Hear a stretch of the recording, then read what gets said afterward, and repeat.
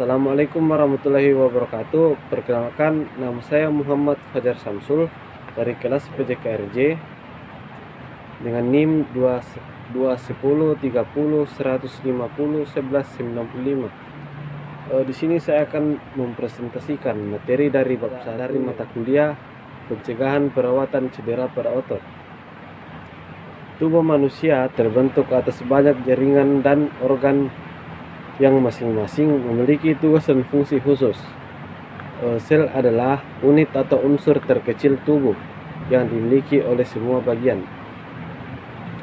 Sel disesuaikan dengan tugas dan fungsinya atau dengan jaringan tempat sel itu berada. Beberapa sel, misalnya yang berada dalam sistem saraf dan otot, memang sangat khas. Beberapa lainnya, seperti yang ada dalam jaringan ikat, perkembangannya tidak sesempurna dengan sel yang ada di jaringan otot atau syaraf. Pada umumnya, semakin khusus tugas atau suatu sel, semakin kecil pula daya tahannya menghadapi kerusakan dan paling sukar untuk meregenerasi atau memperbaiki selnya sendiri.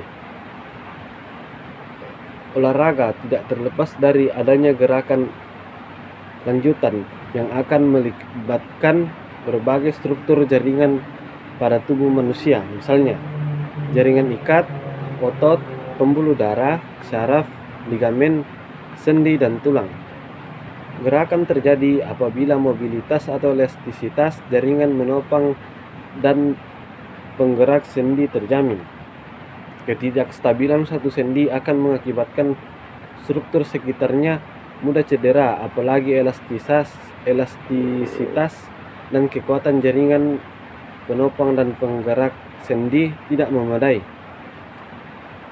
Pengetahuan dasar mengenai tubuh manusia merupakan keharusan mutlak bagi setiap orang atau pelaku yang akan menangani pencegahan, penanganan dan perawatan pada cedera otot. Dengan pengetahuan dasar tersebut dapat dilaksanakan tindakan-tindakan pencegahan, penanganan, dan perawatan cedera pada olahraga secara cepat, tepat, dan bertanggung jawab. Pelaku akan lebih yakin dapat segera mengetahui apa yang perlu ditangani, siapa yang memerlukan prioritas penanganan, apa yang tidak boleh dikerjakan, dan mengapa perlu bersikap dan berperilaku demikian, sehingga diharapkan pencegahan, penanganan, dan perawatan cedera olahraga dapat dicapai sesuai dengan keinginan.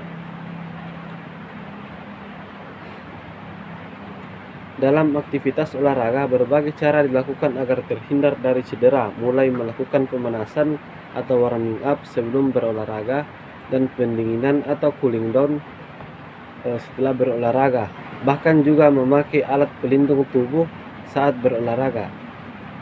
Banyak faktor yang memungkinkan terjadinya cedera dalam suatu kasus cedera olahraga. Cedera olahraga bisa terjadi pada salah satu, bahkan beberapa bagian dari tubuh kita. Beberapa perawatan dasar pada kasus-kasus cedera terkadang sama. Perawatan cedera tersebut dapat dilakukan tanpa melalui diagnosis yang khusus. Meskipun demikian, apabila telah dilakukan perawatan dasar dan rasa sakit tetap saja berlangsung, sebaiknya dilakukan perawatan dari dokter atau para ahli kesehatan secara insentif.